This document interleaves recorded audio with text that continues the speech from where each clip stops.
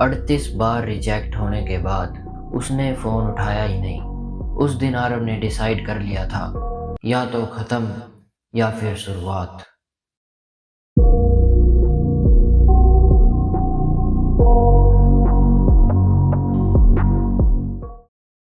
नाम Aarav, family middle class, पढ़ने में भी काफ़ी ठीक ठाक।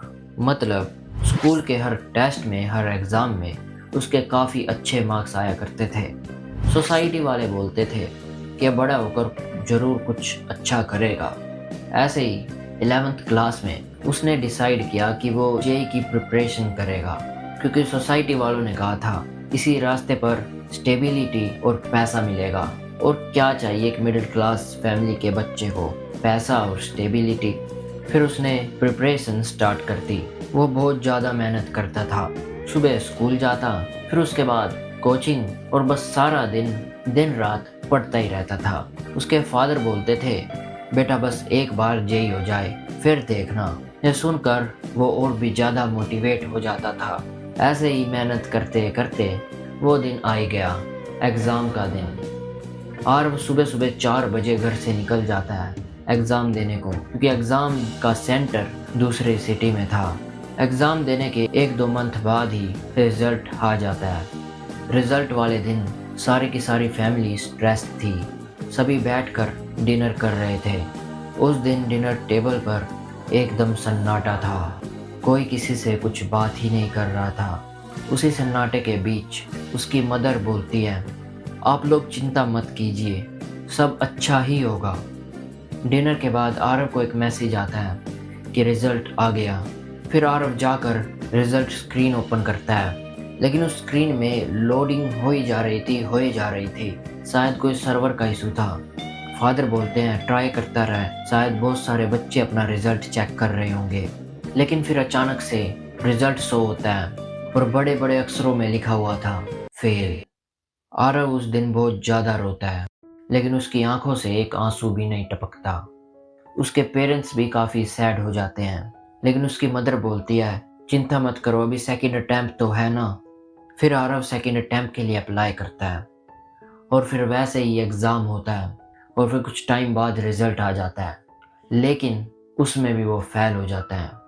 उस वक्त आरव सोचता है, शायद मैं इतना भी स्पेशल नहीं था। इन सब के बाद उस दिन आरव के पास 2 चॉइस थी, या तो ड्रॉप ईयर या फिर एक बैड कॉलेज। आरव सोचता है कि वो अपने फादर के और ज़्यादा पैसे इसमें बर्बाद नहीं करना चाहता और ना ही वो अपना टाइम वेस्ट करना चाहता है। तो आरव एक बैड कॉलेज चूज़ कर लेता है। आरव सोचता है कि वो कॉलेज में जाकर काफ़ी ज़्यादा मेहनत करेगा। कॉलेज में जाकर उसे पता चलता है कि यहाँ की दुनिया तो एकदम अलग ही है।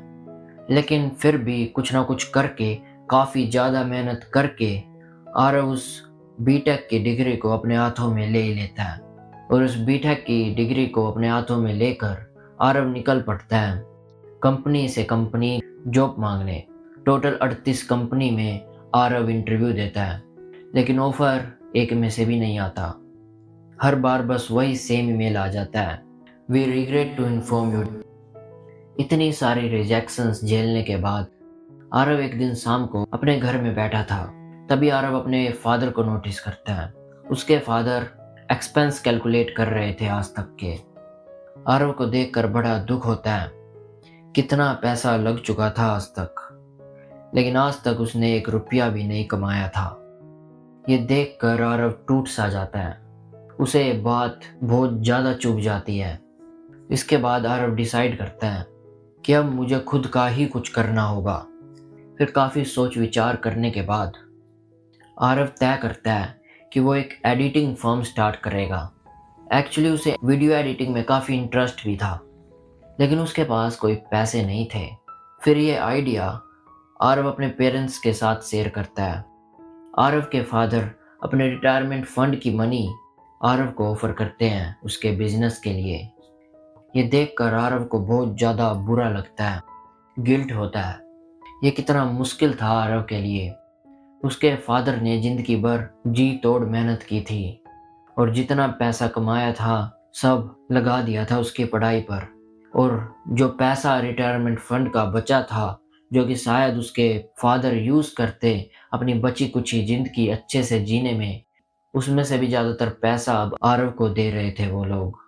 ये देखकर आरव को बहुत ज़्यादा दुख होता है, लेकिन फिर आरव स्टार्ट कर देता अपनी एडिटिंग फर्म उन्हीं पैसों से। एडिटिंग फर्म स्टार्ट करने के बाद भी कुछ अच्छा नहीं चल रहा था। क्लाइंट्स पे नहीं कर रहे थे ढंग से, फर्स्ट एड भी फेल हो गई, बैड आरओआई। उसके दोस्त उसकी बेइज्जती कर रहे थे, बोलते थे बन गया इंजीनियर। ऐसे ही एक दिन आरव को एक कॉल आता है। वो एक फॉरेन कॉल था और सामने से एक फॉरेनर बात कर रहा था। वो फॉरेनर बोलता है, we saw your ad on YouTube, we like your work and we want you to work with us. यह सुनकर आरव खुश हो जाता है और वो हाँ बोल देता है। आज 2 साल बाद आरव की एक स्टेबल इनकम बन चुकी है उस वीडियो एडिटिंग फर्म से। उसके पेरेंट्स एकदम रिलैक्स्ड है और उसने अपने फादर के रिटायरमेंट फंड के पैसे भी बड़े चुपके से रिटर्न कर दिए हैं और उसने अपने पेरेंट्स के लिए एक वर्ल्ड टूर भी बुक किया। आखिर में जब वो अपने पेरेंट्स को एयरपोर्ट छोड़ने जाता है वर्ल्ड टूर के लिए, तो उसके फादर जाने से पहले स्माइल करते हैं और बोलते हैं, यू आर ग्रेट सन। कभी कभी दुनिया हमें रिजेक्ट करती है ताकि हम अपनी राह चुन सके। आरव इतनी बार रिजेक्ट हुआ, लेकिन बात सिर्फ इतनी सी थी, हम में से ज़्यादातर लोग रिजेक्ट होने के बाद रिजेक्शन को अपने दिल पर लेकर बैठ जाते हैं। लेकिन उसने अपने पास्ट रिजेक्शंस को अपना फ्यूचर नहीं माना और वो बार बार ट्राई करता रहा, बस क्योंकि उसने the courage to be dislike नाम की एक किताब पढ़ी थी।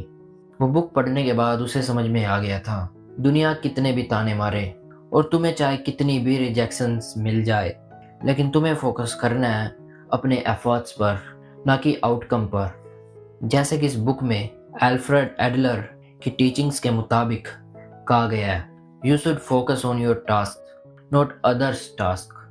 यानी तुम्हारे टास्क क्या है, तुम्हारे लाइफ गोल, तुम्हारी फिजिकल, मेंटल और इमोशनल वेलबींग, तुम्हारे इमोशंस जैसे कि एंगर, तुम इन सब चीज़ों को कंट्रोल कर सकते हो और तुम्हें इन्हीं चीज़ों पर फोकस रखना चाहिए। अदर्स टास्क क्या है जिन पर तुम्हें फोकस नहीं करना चाहिए, वो है लोग क्या सोचेंगे। लोग क्या सोचेंगे दूसरों का काम है, तो उन्हें यह काम करने दो, तुम्हें यह काम करने की ज़रूरत नहीं है। हाउ दे आर फीलिंग, दूसरे लोग बुरा फील कर रहे हैं, अच्छा फील कर रहे हैं, तुम्हें इसके लिए ज़्यादा सोचने की ज़रूरत नहीं है और नहीं अपने आप को जिम्मेवार ठहराने की ज़रूरत है दूसरों के इमोशंस के लिए। तुम दूसरों को इनकरेज कर सकते हो, लेकिन किसी को कंट्रोल करने की कोशिश मत करो। Don't control them, encourage them. Aarav ने तो कर दिया, अब तुम्हारी बारी।